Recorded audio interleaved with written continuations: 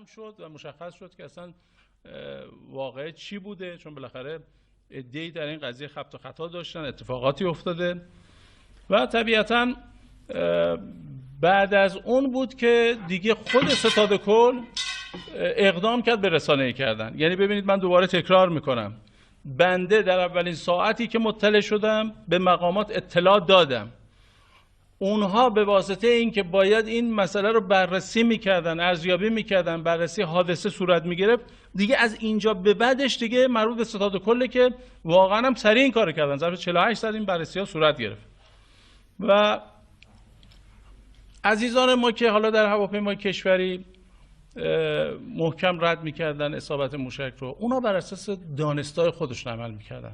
من اعلام بکنم که اونها هیچ گناهی ندارن، مقصر نیستن، هر چی تقصیر است به عهده ماست، اونا تقصیری ندارن.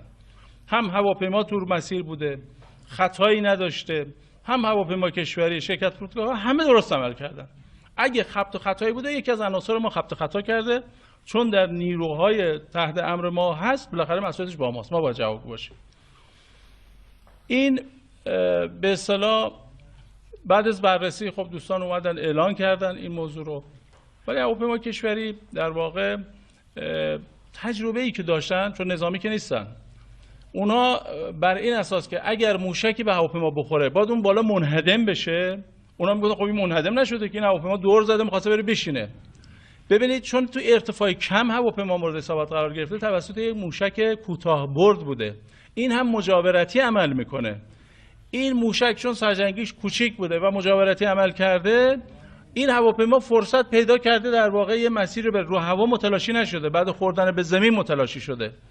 لذا کسی از هواپیما کشوری در این قضیه مطلع نبوده و من اون عزیزان رو دفاع بکنم ازشون و شرح ما واقعا همین بوده. یعنی نه نیروهای مسلح بنای پنهانکاری داشتن، نه سپاه می‌خواست این کارو بکنه، ولی بالاخره روالی بوده که انجام شد و ما متاسفیم از این حادثه و ما هم همچنان مثل خانواده این شهدا خودمون رو غمزده میدونیم و شریک غم اونها میدونیم. ما هم عزیزانمون رو از دست دادیم و متاسفیم. بالاخره اینها هزینه این شیطنت‌ها، التهابات و اقدامات امریکا در منطقه است که واقعا اون شب ما آمادگی درگیری همه جانبه رو داشتیم. خود من که در غرب کشور بودم هر آن احتمال میدادم بالاخره، چون تعداد زیادی هواپیما در منطقه در حال پرواز بود، هواپیمای جنگی،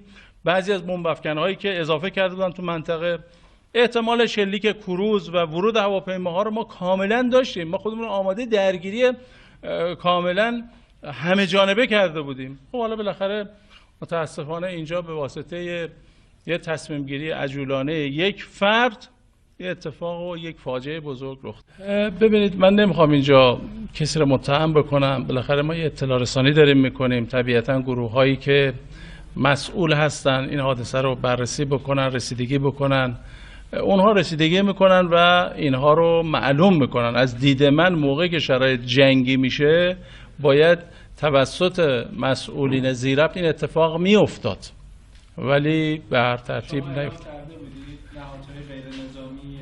نه ببینید تو بخش هوانوردی هیچ اتفاق مشکل با اونها نیست، از اونها خواسته نشده. یعنی هر مشکلی هست به نیروهای مسلح برمیگرده. این خبط و خطا و مشکلی بوده در مجموعه نیروهای مسلح، در بخش دولتی و کشوری و شرکت فرودگاه ها و اینا هیچ قصوری، هیچ تقصیری اونا ندارن، هیچ گناهی ندارن. اگر از اونها ما میخواستیم، یعنی چون وظیفه ما نبوده، مسئول این بخش کسان دیگه ای بودن، اونها باید این کار رو مدیریت و فرماندهی میکردن. همان گونه که اون شب بنده در غرب کشور عملیات ضربات موشکی رو داشتم فرماندهی میکردم.